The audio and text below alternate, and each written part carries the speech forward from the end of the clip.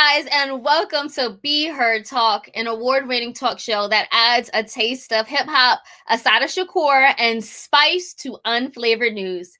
Each Sunday, we discuss race, politics, and culture from an unapologetic perspective, and we give you the opportunity to be heard. So leave your comments on Facebook, Twitter, LinkedIn, and YouTube, and we will read them throughout this show. And I know you guys have a lot to say because I've seen the comments.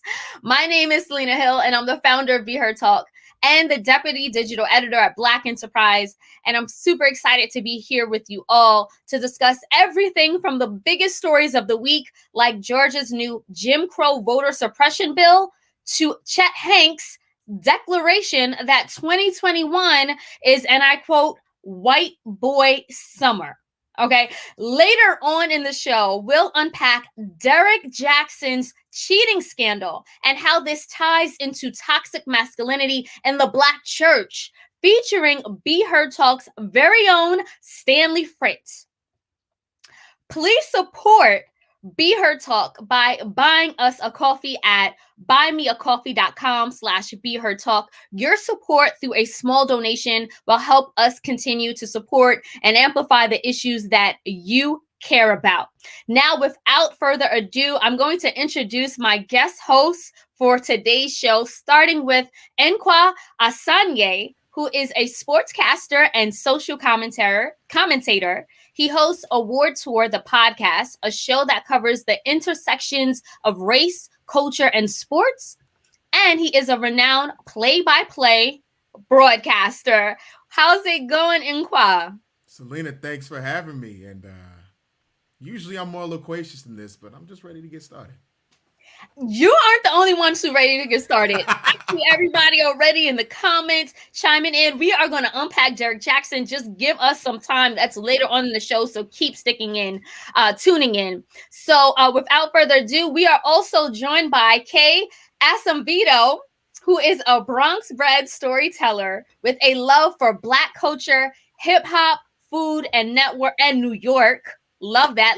You have seen him on Revolt. You have seen him on Double XL. And now you see him here on Be Heard Talk. How's it going, Kai? Thank you for having me first and foremost. It's great. I'm excited and I'm ready to jump into things. Okay. Well, now that we are ready, we are going to start things off with the news roundup. Again, this is the segment where we talk about some of the biggest and most impactful stories of the week, the things that made you laugh, cry, or basically just go on a Twitter rant and like almost get deleted. So we're going to start off with the historic and notorious bill that was passed in Georgia. Last week, Georgia's Governor Brian Kemp signed a voter suppression law that will dramatically roll back access to the ballot box in the nation's most hotly contested battleground state. The law, which is the latest Republican effort to resurrect the Jim Crow era in an effort to steal elections, literally, and get this, criminalizes people who hand water to thirsty voters waiting in line. Now, the law also imposes new voter identification requirements for absentee ballots. It empowers state officials to take over local election boards, and it limits the use of ballot drop boxes. Now, the Republican governor signed the bill while surrounded by a half a dozen white men in front of a painting of a slave plantation, which you see right now. Meanwhile, while he was signing this bill with his all-white posse, a Black female Georgia lawmaker, Rep. Park Cannon, was arrested for knocking on the door of the governor to try to watch him sign the bill. She was charged with 2 felonies for obstruction of law enforcement and disruption of the General Assembly. Nkwa, what was your reaction and what message is the GOP governor sending about race and human rights in the American South through this law? The sad part about all this is that I wasn't surprised at all. I mean, particularly in Georgia, the GOP has been very, very unabashed about restricting any sort of access to voters who are not guaranteed to vote in the way that they see fit. The message that they send, as always, is it's our state. We do what we want when we want. Anything that you do will always be held to a different standard. And like I said, as disheartening as it is, it's not surprising to me at all. It really isn't. It's not surprising. It is sad. I know Michael R. Hasler just left a comment via LinkedIn. He says, "My birth state may still be a slave state." And I mean, honestly, that is what it's looking like. Kai, I want to get your thoughts on this. What was your reaction? And do you think these voter suppression tactics will actually be successful in helping Republicans win elections?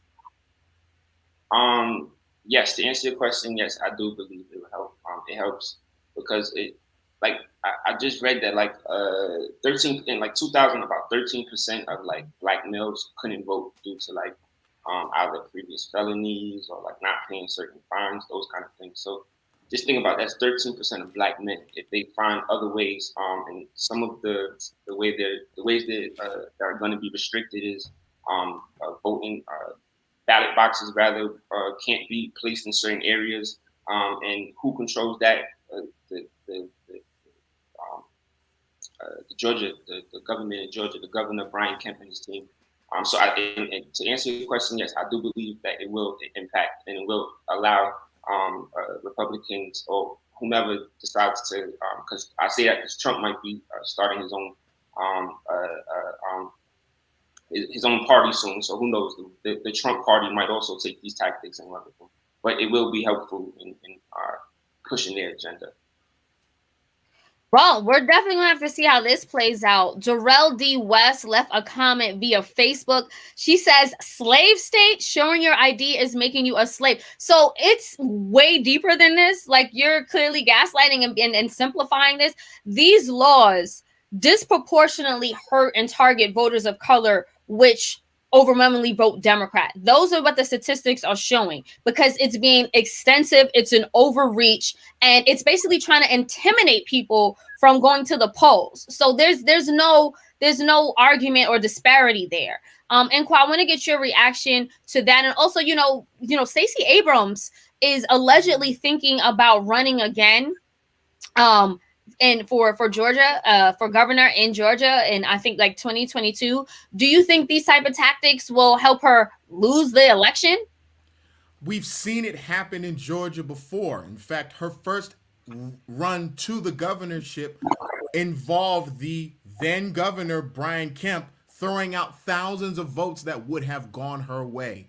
Even some of the new laws that were passed involved no voting on Sundays and made it illegal to hand out water on very long lines to the polls.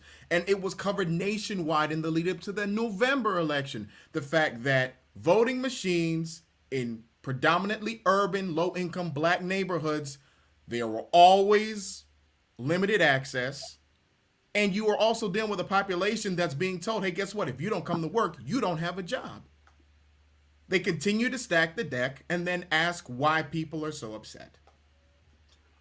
Absolutely. And, speaking of being upset, Natalie Turner from LinkedIn left a comment. She said, is there no faith in the power of our votes? Black Georgia voters are making moves to still show up. You're right, Natalie. Black voters in Georgia are still showing up and being defiant. My point is that they shouldn't have to go through such extreme measures. I mean, like the water thing, to criminalize those type of people, that's basically a scare tactic to show like, hey, if you make one wrong move at the voting booth, or, when you're lining up, you can go to jail. So, this is definitely a story that we're going to have to continue to watch and pay attention to. Shout out to all of the organizations that are suing the state and doing any and everything possible to make sure that voting rights are no longer being restricted in Georgia. With that said, we actually going to just keep things moving because, Nkwa, we need to talk about Chet Hanks. Like, what is your boy doing? First of all, don't ever associate him with me. I know it's my first show and all, but that's just not fair. So, for those who are new to what's been going on, the 30-year-old actor and star of the Showtime series Your Honor declared on his Instagram post that, quote, white boy summer would be coming upon us. Of course, it's not enough that last year he decided to use a fake Jamaican patois accent. Oh no, he decided to take it a step further. Don't take my word for it. Let's go to the clip. Hey guys, look, I just wanted to tap in really quick. I just got this feeling, man, that this summer is, it's about to be a white boy summer.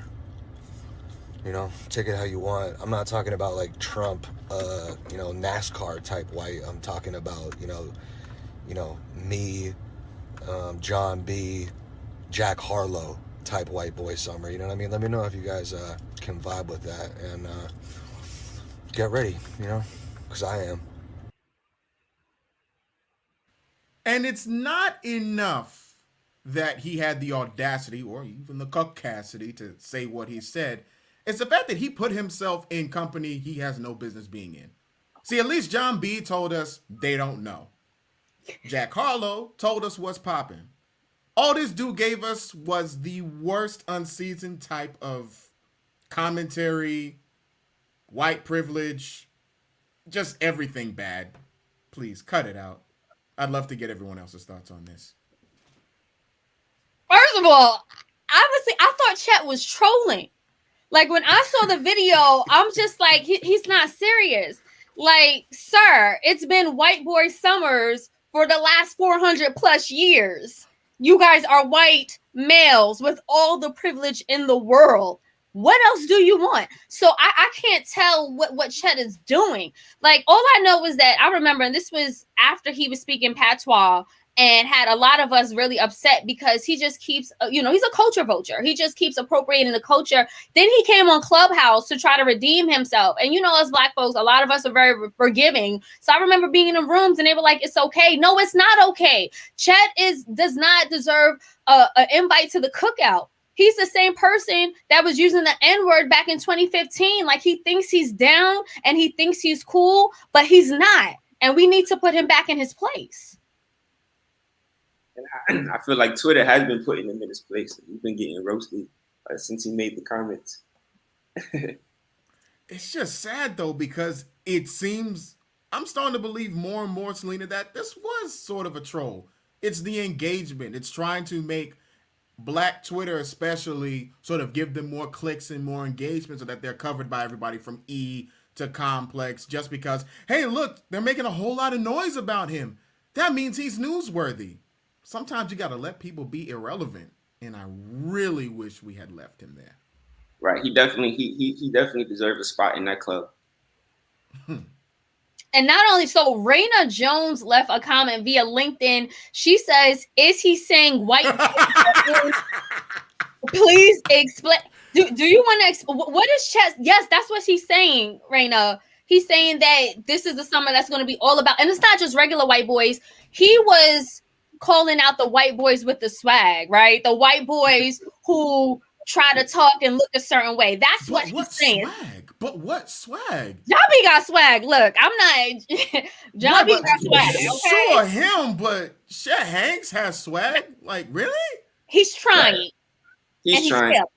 But I think, honestly, the more important question should be, is it going to be a hot boy summer or is it going to be a hot girl summer? And I only say that because, Sweetie and Quavo just broke up. And then we also know that, but on the other side of things, JT from the City Girls, she's cuffed up with Uzi right now. They tweet about the Love Fest. And then you had Megan Thee Stallion. She's cuffed up with Partisan. So I guess in helping making Chet a little irrelevant, we could redirect the convo to see who the real important questions about who is it going to be a hot boy summer or a hot girl summer. It's going to be a hot everybody summer. Everybody is tired of COVID. Everybody wants to run around unmasked or hopefully with masks, but everyone wants to run around and do whatever they want. So it's going to be a hot people summer. I don't know about all that. But let's keep it going. Go ahead, Enqua. So the NCAA has come under fire this week and even last week because of the inequity that was involved in the women's national basketball tournament.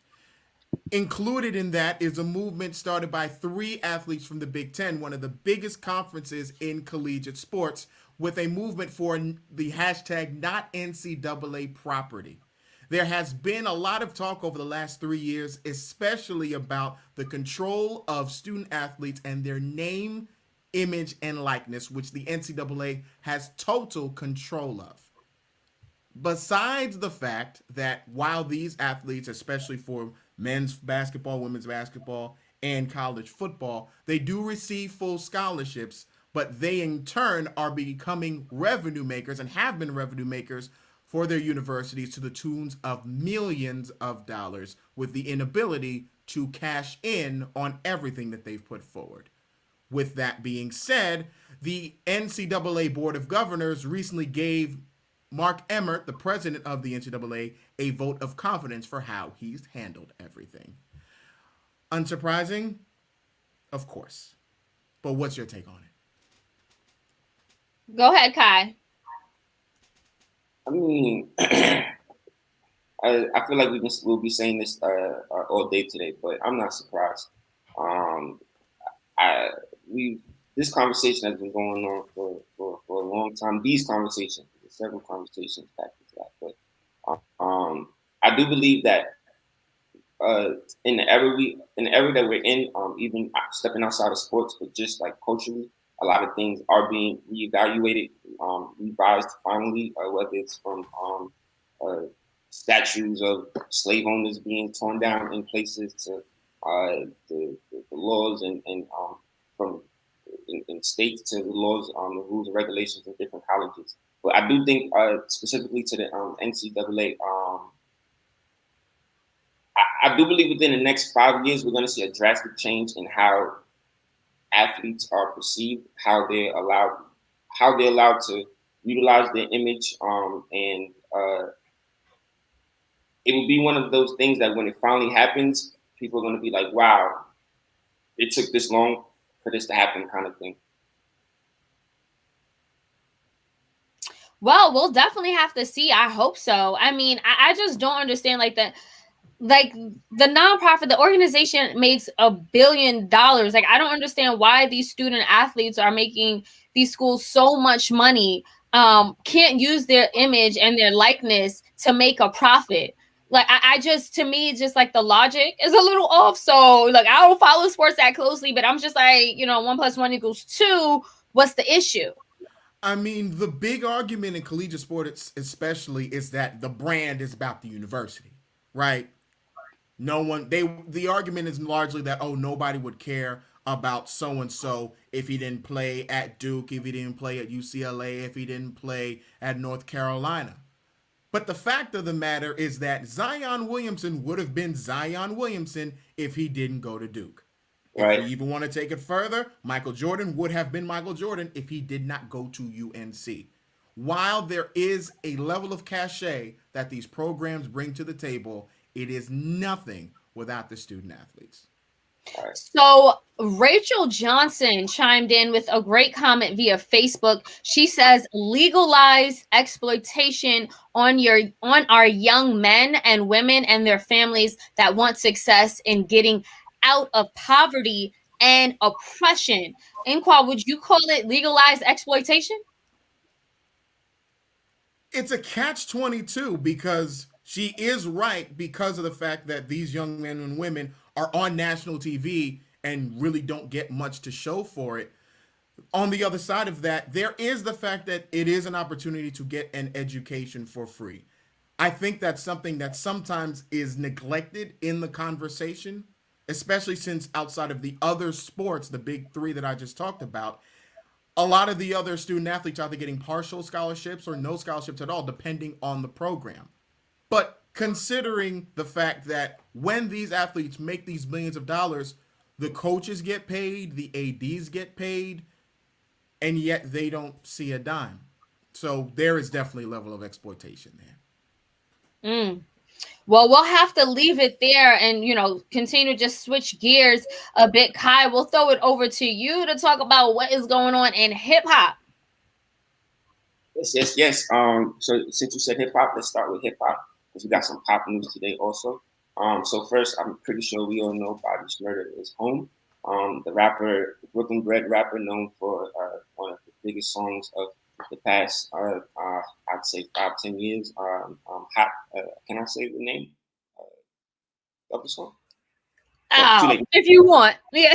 Go ahead. I should have asked that earlier, but yeah. So Bobby Shmurda's biggest hit was "Hot Nigga" a few years ago. Had us all doing the dance, the Shmuddy dance. Had us all throwing a hat up in the sky, hoping that it would fall where it needed to fall. So he did some time. He was caught up in a lot of illegal things. Him and his crew. He served 6 years.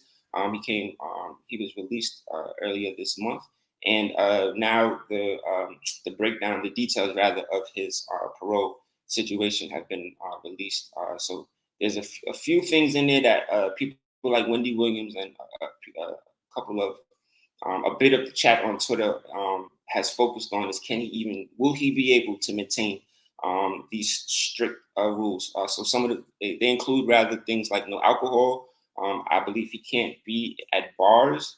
Of course, no gang affiliation, because that's tied into one of the things he got locked up for. He has an 8 p.m. curfew. He has to submit like substance abuse testing. He has to do counseling for aggression and anger. They have those separate, so I wonder how that works out. And then he also, this is probably my favorite part, he needs to make sure that he's seeking employment or that he's employed for the next 5 years. So I guess I give you guys that information, and you guys knowing Bobby Shmurda, is Bobby going to be able to survive these strict rules or not? Here's what I think, because I just feel like they are setting this young man up to fail. He's a rapper. First of all, like the amount of work he does, the way to get paid, like before COVID, they would have to tour. There's no way you can work in this industry and not be out at night, because that's when concerts happen, and nightlife is a big part of just building your brand. Like it's something like these rules and restrictions are detrimental, not only for someone who's young, but someone who's in the hip hop industry. And I just feel like, the police departments have a notorious record of targeting people in hip hop and making sure that they're set up to fail. So look, I'm hoping and praying the best for Bobby. There's a video of him where he actually turned down a drink at a nightclub because he's trying to take these restrictions seriously, but it's a matter of time. Like we saw what happened to Meek Mills. He popped the Willie and went back to jail. So, I mean, it's ridiculous. And Kwa, you're on mute. Go ahead.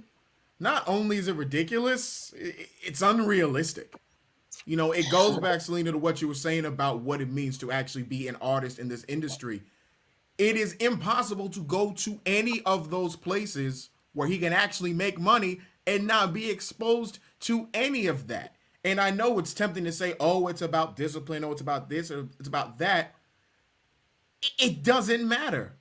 Because now you've put this young man in a position where you're going to say, oh, get a job. So Bobby Shmurda is just going to go, what, work at McDonald's? He's not a regular guy. He's just not. He's Bobby Shmurda. He's going to be Bobby Shmurda. And these rules don't let him be Bobby Shmurda. It's ridiculous. So I guess you guys don't think he'll make it. He'll make it past the parole. Oh, he'll make it. Okay. Nobody wants to go back to jail. He'll make it. I just think that what they're making him do is just not appropriate. Agreed. Right. And next up in pop news, like I said earlier, with hip hop, now we got a little bit of pop. So the pop prince, some people disagree with that, but pop prince Justin Bieber, he just released his latest album. It's been getting pretty solid reviews. Anybody who's been following Justin over the past 3 or 4 years, know that he's been on I think Rolling Stone called it like a righteous path, but like the music, the lyrics, there's not much of the lyrics, but some of the lyrics, the videos, even his narrative on social, he supports different initiatives, and he's vocal about his support. He's started different conversations about like the lack of support for Black culture, the lack of appreciation for Black culture, about how he has benefited so much from Black culture. He's been one of the big voices about just presenting R&B as R&B, and not as pop. He's gotten flack for that also. A whole nother convo. But the righteous pop prince Justin Bieber released his latest album. It's called Justice, and on it he includes two clips of speeches from the Dr. Martin Luther King. And he's gotten, I would say, some flack for it. The one clip is at the beginning of the album, and then another is an actual interlude on the album. So of course Twitter has been chopping him up. Does he have the right to use it? Is he, with him being somebody who is in a privileged position, does he really identify with the ideology or the narrative of what MLK spoke to, especially with the speeches? On like the more critical side, some have argued that the speeches don't really speak to the album. It's a love album. It's talking about marriage, and the content is definitely great content, but it doesn't speak to the righteousness that the two speeches speak to. So he's been getting a little, like I said, chopped up on the internet for including it. So I pose the question to you guys: how do you feel about Justin including these MLK speeches on the album? Well, I say it's, if he wants to, quote Martin Luther King, kudos to him. But the way he's doing it, it feels like he's misusing it. Like, for instance, in one part where Dr. King is saying injustice anywhere is a threat to justice everywhere. After he says that, then Justin just goes into a love song dedicated to his wife called Too Much. So it's like, what's the context, right? And then he plays another part of the clip, as you just said, Kai, and then he's just talking about like love, and which is great. Look, I love his relationship with Hailey Bieber, but why are you misusing Dr. King's quotes? It just doesn't make sense. It feels like he's misusing the quotes for his own justice, right? If you've been following Justin Bieber's career, we know that he had a very tumultuous teenage years in the public spotlight where he was a brat. He really was. Like, he was like fighting fans and cursing people out. He was a brat. And now he's trying to redeem himself. And it kind of feels like the justice he's seeking is for himself. You hear on this album, nowhere on this album do you hear him talking about, Black Lives Matter or liberation or freedom. It's like, he wants the justice. And I'm like, bro, like, you up there with Chet Hanks right now with this white boy summer, because you're trying to make everything about you. I just want to understand what the thought process was. Like, did he think that putting clips of Martin Luther King Jr. in there means that more black people are going to listen to him? Well, just Did to he add, think that he was going to be a tribute to Dr. King, despite the fact that there was no context there? Look, everything about this is confusing to me. Maybe it's just because I don't put anything past anybody anymore, but this is just, it's nonsensical. It makes no sense why he would do this, and it doesn't further his cause. It doesn't further any of the causes that Dr. King stood for or spoke about either. Like, it's just a reach for publicity again, and it's enough, yo, enough.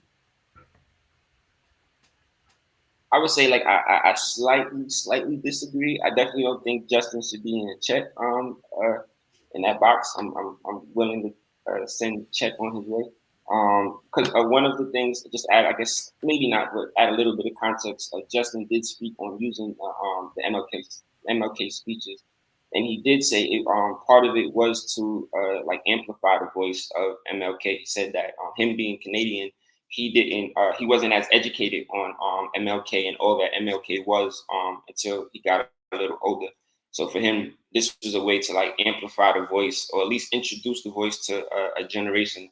Or maybe not even just a new generation, but just a new region, just a new group of people who aren't as privy as us Americans. I don't think it was a complete publicity jump, because his last two albums have been like his least, like first week wise, his least selling. Like, he used to be like a monster, like go gold in a week, and now he's doing like 100K. So his career isn't necessarily benefited from these kind of moves. So I don't know if it was a publicity stunt. I think his heart might be in the right place. I guess another question, if I can ask, is there like I guess where does the line get drawn from because like we had Chet earlier who's clearly trolling and shouldn't be given any sort of attention for the stuff he's talking about. You have someone like Justin who feels like he has a voice, a platform to share things that he wasn't, I guess, educated on, kind of thing. But he's getting flack for it because it's like, is he even in the position to do that? So, what's your thoughts on that? I guess. Here's the line for me. And before I answer that, I actually want to go to Pam Matthews' comment via LinkedIn. Pam says, white privilege makes you do foolish things. Educate yourself first. And to answer your question, Kai, I think that's the issue here. I just feel like it's a lack of education. Justin has spoke on the record saying that growing up in Canada, he was not really exposed to Dr. King. And now he is doing, due diligence and research to educate himself about the civil rights struggle here in America. But I feel like it's being misplaced. Like he wants to raise awareness. And I know Kimberly, she left a comment on Facebook saying, could it be that he wanted to bring more awareness? That's how I took it. You can raise awareness, but again, you have to do it in an appropriate fashion that makes sense, that doesn't make you look like you're just profiting off of this man's words. Because again, throughout the whole album, I don't feel Black liberation. I don't feel, some type of call for freedom and, and an end of oppression. Reviews are saying that most of the album is dedicated to his wife and it's about him. So why are you using this word, these, Dr. King's words, if this is about you? And in addition to that, right, I'm still trying to figure out how a pop star who has been in the limelight for over a decade doesn't have the right people around him to actually facilitate what he was trying to do. Because if that was his goal, then it was sloppily done. And even so, is Justin Bieber really somebody I want talking about Black liberation under any circumstance? No, never. Wow. That being said, we can talk about Justin all day.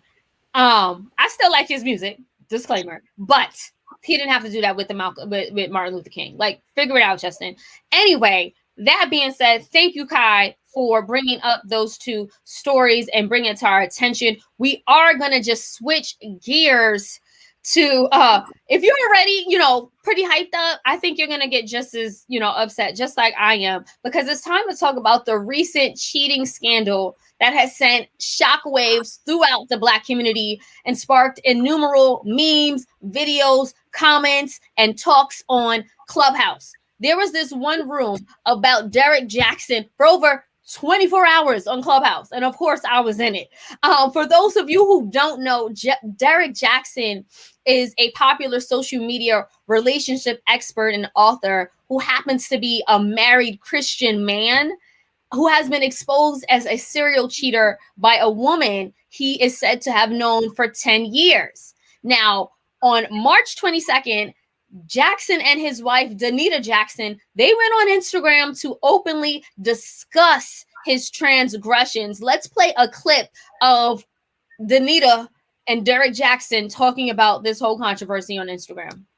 But the truth is, and I'm saying it here now, is that Derrick Jackson was involved with other women outside the marriage. And by involved, I want to be clear, I'm not talking about just casually kicking it, maybe a lunch or something like that. I'm talking about as serious as sex, to sexual flirtation and meeting up and that kind of thing. And some things that otherwise may be considered okay by some in terms of like just chatting or checking on people or being checked on by people that I've had a previous encounter with. But without my wife's knowledge of it and with us having a sexual history, all of it falls under the umbrella of inappropriate, cheating, affair, stepping out. Definitely not in alignment with the vows that I took, and definitely not in alignment with the biblical standard of what it means to be faithful, which is the standard that I'm going by now. So that was a little clip of Derrick Jaxn, talking about himself in third person. And if you watch the whole thing, it just kind of felt like gaslighting. Like he was like, we had sexual encounter, like the way he was just phrasing it, sexual flirtation, like, bro, like you've been cheating, and it's not just like one time, it's been 10 years reportedly. So that being said, he goes on to explain the whole, you know, the misconduct on his part. He talks about God, he talks about redemption, but for a lot of us it didn't feel really authentic. Now, in addition to this, as shocking as these details are, recently it appears that another woman has come forward and adding her 2 cents to Jackson's dirty laundry. Another alleged side chick claimed that Derrick was filming his famous car videos outside of her home, and that she even had contact with him on March 18th. That was what, last week or 2 weeks ago? The mistress also claimed that she was pregnant with his baby. So again, this is a deeply intimate relationship. It's not all just sexual flirtation. And I think the reason why, you know, this is a conversation that we're having in our group chats and all over social media is because a lot of us feel betrayed, especially Black women, because that was his targeted audience, right? He was peddling a product of self-love and healthy relationships, but he turned out to be a wolf in sheep's clothing. So a lot of us feel like, hey, you know, I paid for the book. I read the book. I paid for his course. I broke up with my man listening to Derrick Jaxn. And now look, he was cheating this whole time. So we have a lot to talk about, and to have this conversation, we are actually inviting Be Heard's very own Stanley Fritz to the conversation. Stanley, I want to just throw it to you first. What was your reaction to the controversy? Well, this is the last time I'm going to wear my Black Men Don't Cheat hoodie because Derrick messed it up for all of us. So no more of this, Selena. No more of that. You know, it's a pot calling the kettle black. But 2 things can be true. Derrick could have given good relationship advice and still be a hypocrite and a narcissist and ashy and a clout chaser and an embarrassment to his wife and his family. Well, expand on that a little bit, Stanley, because you're saying that he's giving good relationship advice even though he's trash at his own relationship. How does that go? That's very simple because like the fundamental principles of a relationship are communication, accountability, honesty, and humility. And anyone can teach those things. That doesn't mean you got to practice it. You know, Donald Trump was talking about Christian values and putting kids in cages and blowing up other countries. Like anybody can do that.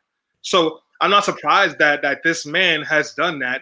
The thing that bothers me the most is the lengths that he's gone to not only embarrass his wife and his family, but then clearly build clout off of this. This is a man I can't respect. So Pam Matthews left a comment.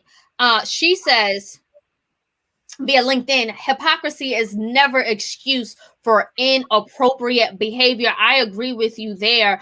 Unqua, what did you think about his apology in particular? Do you think it was gaslighting?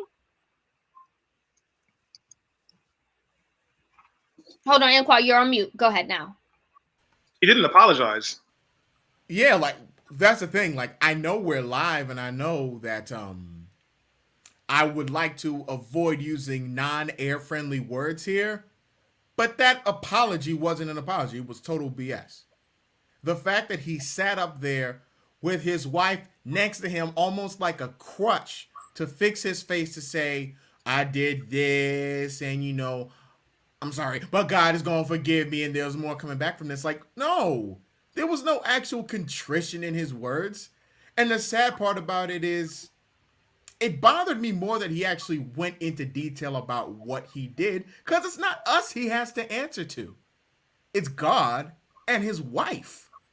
And yet we're all a part of this because there's something else that he wants to give or some other reaction that he does want to bring out of his intended audience. So, yeah, it's sad.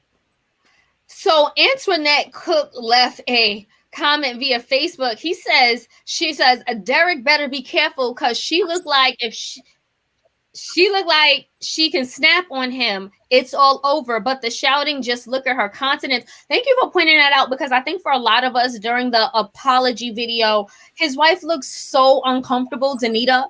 And I actually been doing a lot of digging into, you know, her public persona and what she's been putting out, if you guys go down her Instagram rabbit hole, and I suggest you don't, she's put out a lot of disturbing content. Now, I haven't seen her directly call out Derrick, but she said for 10 years she had to watch another woman have sex with someone that she felt very like deeply for, and that she started comparing herself, and that like it basically, like, reading this account, which was very disturbing, it sounded like, my assumption was, did Derrick force his wife to watch him have sex with somebody else to sort of like try to teach her?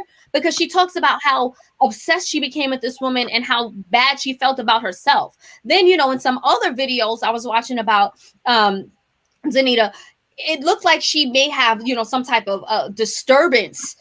She suffered from trauma. She's talked about rape, and now she's going through this with Derrick Jackson on a public display. It's so sad. It's so sad. I can go on and on, but Kai, I want to get your voice in here, because you told me offline that it's people who are giving Derrick too much power, and that, you know, it's the consumers that are just feeding too much into him. Do you think consumers should take responsibility for putting Derrick on a pedestal?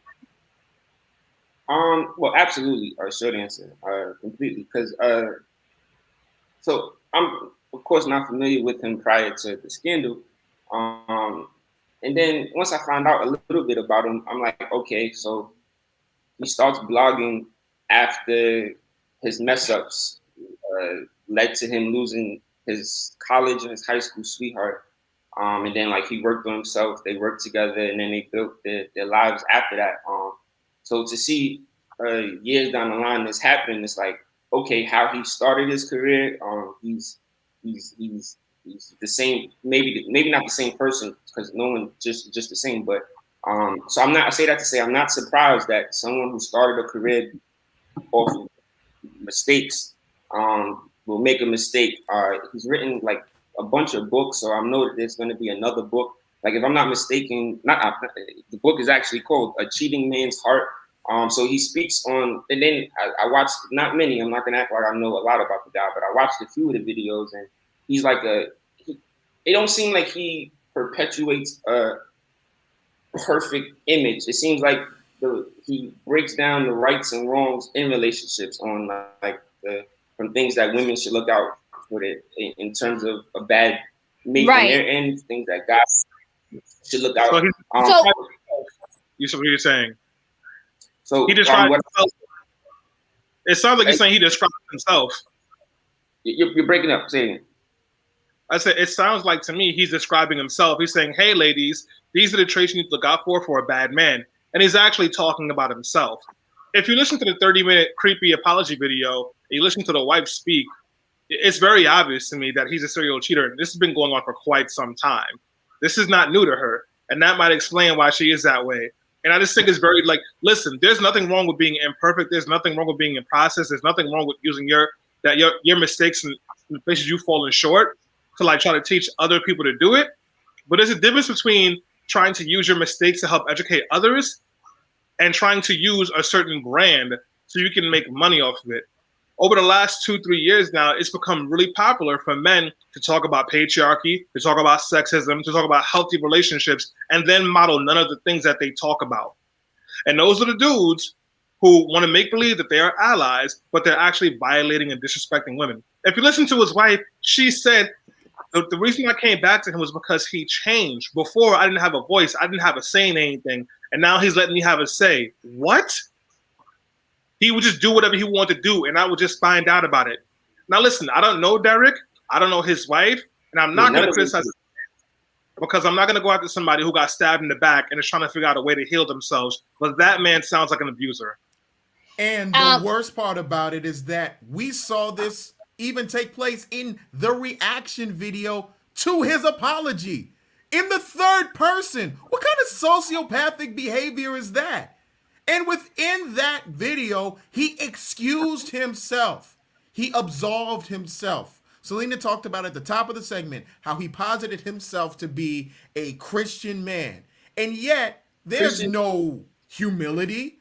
There's no actual contrition. There's no humility. There's no way for him to even think of saying, you know what? he was wrong here. Everything was about, I'm glad he took accountability. I'm glad he did this. I'm glad he did that. He patted himself on the back for serially abusing and cheating on his wife.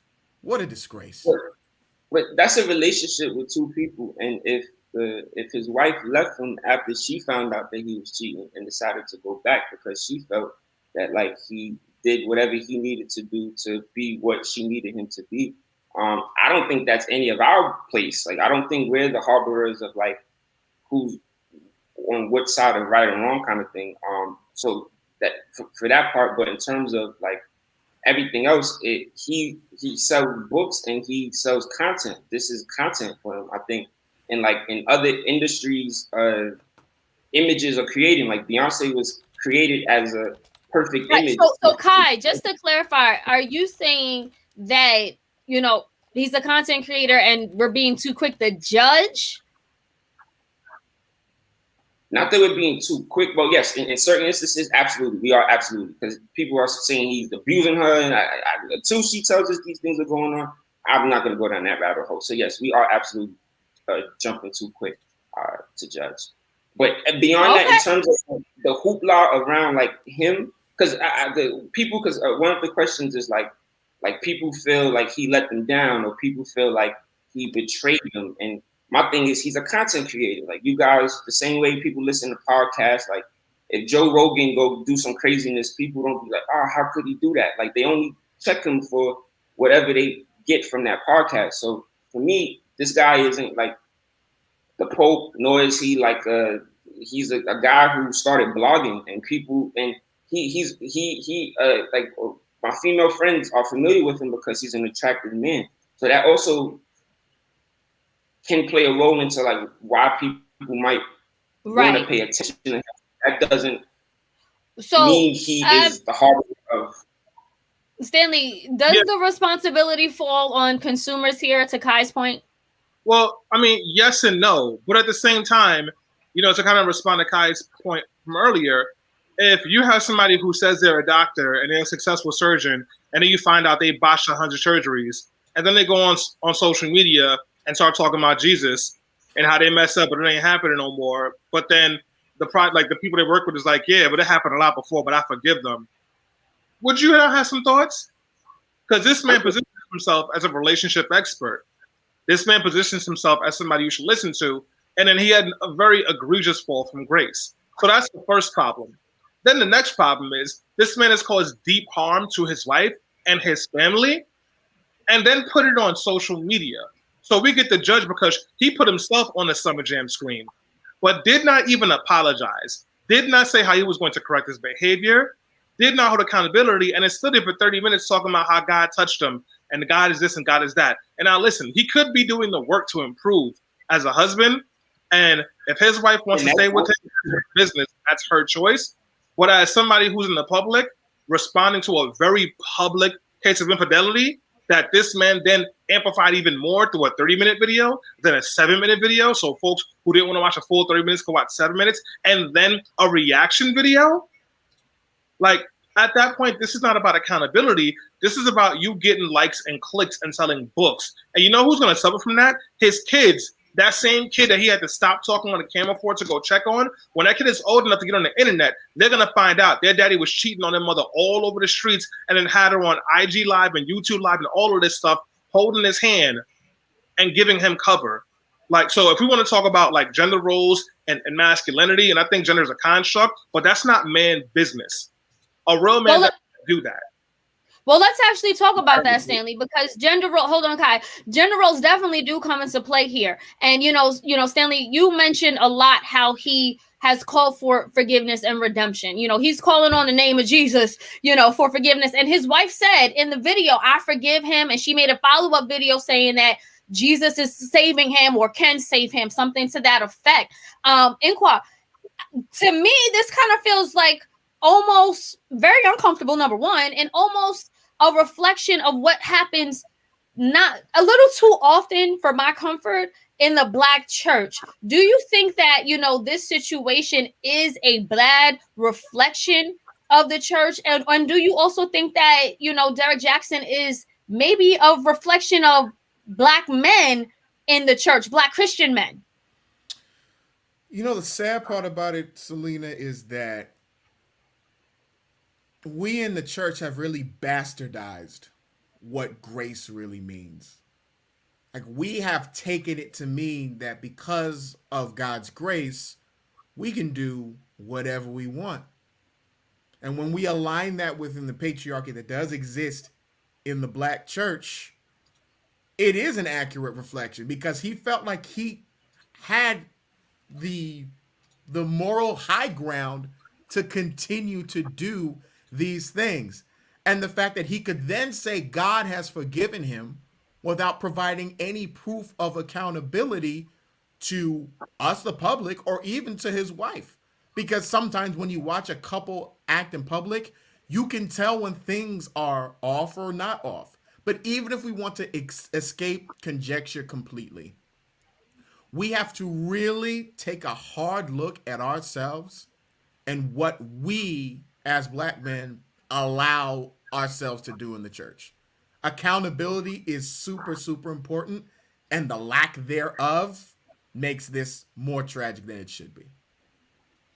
Yeah, I definitely agree with you there. And I know, Stanley, when you were speaking, you touched on the gender roles, you touched on the toxic masculinity. And,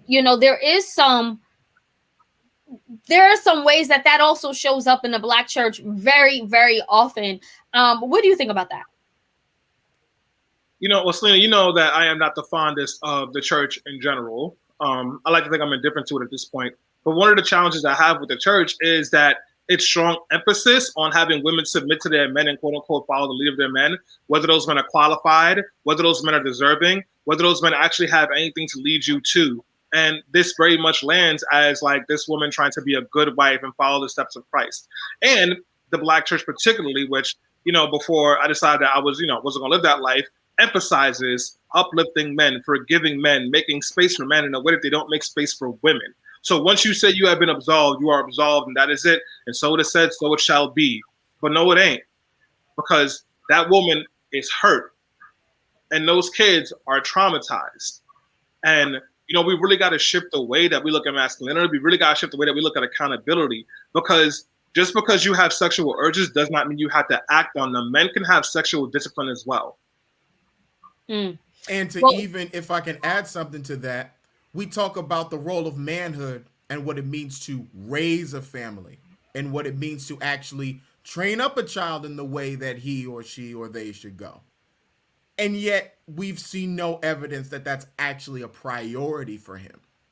Because as Stanley said, a lot of excuses are made for men when they have other families, when they're not home, when they provoke their kids instead of actually listening to them and raising them, when they choose to dominate their wives instead of actually loving her as Christ loves the church. We need to get back to that.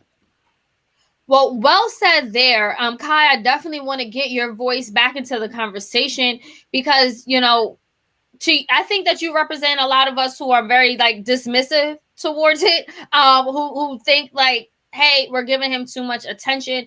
On the other side, the flip side to that is, but he's, reflective or he symbolizes a lot of the hurt and pain that Black women, Black Christian women in particular, feel subjected to, especially those of us who are trying to live, according to the Bible, and according to certain standards. So, Kai, what is your take on everything? I think those people should find solace in real Christian leaders or whatnot. But I even speaking to the toxic masculinity part of it, I'm not an expert in that concept at all. But just from the stuff that I've learned, it's a man is supposed to be manly and not supposed to admit when he do the wrong thing. A man isn't supposed to be expressive and open up emotionally, those kind of things. And it seems like throughout his career, Derrick has kind of shown those sorts of things. And him having a mess up, a public mess up, him being a public person, living kind of his life in the public world, allows people to respond to everything, the good and the bad kind of thing. So I feel like if I was somebody, one of the people we spoke about earlier, that attached to his image or what he presents as opposed to being a real human. To me, this is a part of why I would buy the next book. Because if I came along in the beginning and you were a cheater or whatever, and that's what got me into you as a fan, then this will keep me into you as a fan. If people were looking at him as the savior of their relationships, once again, I don't think him making a mistake takes away from anything that if he gave you good advice, take the good advice and be thankful that you got good advice. But I don't think you should, if you got good advice, you should say, well, a bad person, he's not a bad person. I don't know how to call him a bad person, but a person who did something wrong gave me good advice. Let me not. I think for many of us, and you know, somebody wrote about this on Essence. I think for many Black women, they don't feel like they no longer feel like they can buy into his brand because we know it's inauthentic. Like we know that everything he's preaching and the guys that he's bashing, he's really talking about himself. So, like to your point, you know, you have someone who is a great orator, but if you're not walking the walk, then get off the podium. Like, I just don't want to hear from you. That's my take on that. We actually do have to begin to start wrapping up this conversation. But before we do, Enqua, what needs to be done so that Black women in particular aren't being preyed upon when it comes to, like, you know, different products or different, you know, peddlers of these type of messages? What needs to be done so our Black women instead are uplifted and protected in the community? Honestly, it really starts with listening, and it starts with listening intentionally. I have learned through trial and error that there are so many opportunities to have conversations with our women. But the question that we have to ask ourselves is, are we actually listening to understand where she's coming from and what she's trying to say? Or are we trying to immediately respond and defend ourselves regardless? But I don't think anything can start to be done unless we as men make sure that we listen. Thank you. And, you know, Stanley, I want to get your final words on just, you know, you touched upon using Christian values as a way to gaslight. What advice would you give from afar to those of us who are still in the church about just equality and protecting Black women?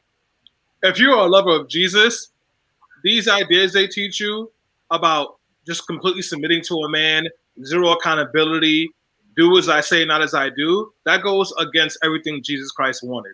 Jesus would not support that. That's for the Christian folks. And you can feel free to roll your eyes because I'm definitely a proud atheist. Having said that, to go back to Derrick, listen, no one is perfect. We will all end up on that Summer Jam screen at one point or another for the mistakes that we made. Our lives are defined by mistakes, but it's also defined by what we do after those mistakes. Whether you're willing to stand up and be accountable and change your behavior, whether you dig in and hold strong, or like in this case, whether you try to use it as an opportunity to make money. The fact of the matter is, Derrick Jackson, whatever his name is, can give good relationship advice, but it's also true that he cheated on his wife with multiple women now. And according to that 30-minute video, he cheated on her multiple times in 2016 before they were even married. So this is not a case of a simple mistake. This is a situation of a pattern. And if we're not willing to call out patterns and hold people accountable, you will continue to create universes where there are men like this who think they can say and do whatever they want because people will always forgive them. And that is a much larger thing we're facing here. There are too many men who have bad behavior, exhibit bad behavior, and we forgive them because the church and Jesus told you to, because a woman's supposed to follow by her man, or because boys will be boys. And we've got to break that cycle because every time a Derrick Jaxn gets away with this, there's another young boy who's watching that, and now he thinks it's okay to repeat this behavior. And the only people who suffer when this happens are women. And as we can see right here, Black women. And I'm not for that.